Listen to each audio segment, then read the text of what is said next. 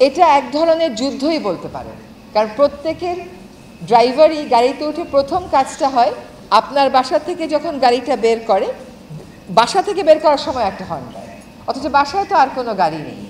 এই যে দীর্ঘদিনের অভ্যস্ততা, এইটা সারাতে অবশ্যই আমাদের অভ্যাসগত পরিবর্তন লাগবে, এবং সেই অভ্যাসগত পরিবর্তন আসে সচেতনতার মাধ্যমে, আইনের কঠোর প্রয়োগের মাধ্যমে। এই উদ্যোগটা আমরা প্রথমে 1 সপ্তাহ চালাবো এই এলাকাতে। এই এলাকাটাকে বেছে নেওয়ার দুটো কারণ আছে।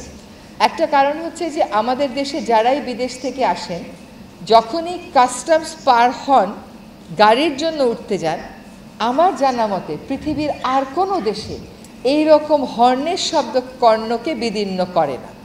এটা দেশ সম্পর্কে একটা নেতিবাচক ইমেজ তৈরি করে। আর বিমানবন্দরের ভিতরের এলাকাটা অপেক্ষাকৃত নিয়ন্ত্রিত হওয়ার কারণে এইখানে আমরা মনে করেছি যে এই বিধিনিষেধটা আরোপ করা সম্ভব হবে, এবং এইখানকার অভিজ্ঞতা নিয়ে পরে আমরা ঢাকা শহরের অন্যান্য মহাসড়কে, হাসপাতালের আশেপাশে, সচিবালয় এলাকায় এই কর্মসূচি চালাবো। এখানে শিক্ষার্থীদেরকে সম্পৃক্ত করার কারণ হচ্ছে যে তাদের আসলে সবচেয়ে বেশি কষ্ট হয়, এবং তাদের মধ্যে একটা এই যে ভলেন্টারি অ্যাপ্রোচ, এটাকে আমরা ভ্যালু করি। রাস্তায় যখন আমাদের স্বেচ্ছাসেবীরা যাবে, যখন তারা আহ্বান করবে, তার সাথে সাথে কিন্তু আইন প্রয়োগের জন্য ম্যাজিস্ট্রেটও আছে। আমাদের বিমানবন্দরের ভিতরে আমাদের সিভিল এভিয়েশনের নিজস্ব ম্যাজিস্ট্রেট আছে, একদিকে আমাদের উত্তর সিটি কর্পোরেশনের ম্যাজিস্ট্রেট আছে, আরেকদিকে আমাদের ট্রাফিকের ম্যাজিস্ট্রেট আছে। ফলে আহ্বানের সাথে সাথে আইন প্রয়োগের কাজটাও শুরু করতে চাই।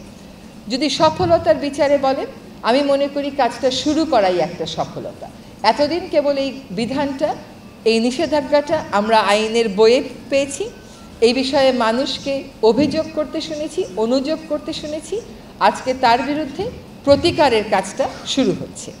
বলেছি দীর্ঘদিনের অভ্যাস, কাজেই সারাতে সময় লাগবে, যতটা সময় লাগুক না কেন ততটা সময় আমরা দিব, এবং এই কর্মসূচিটাকে আমরা প্রথমে ঢাকার গুরুত্বপূর্ণ সড়কগুলোতে সম্প্রসারিত করব, তারপরে ঢাকার বাইরে অন্যান্য বিভাগীয় শহরেও যাব।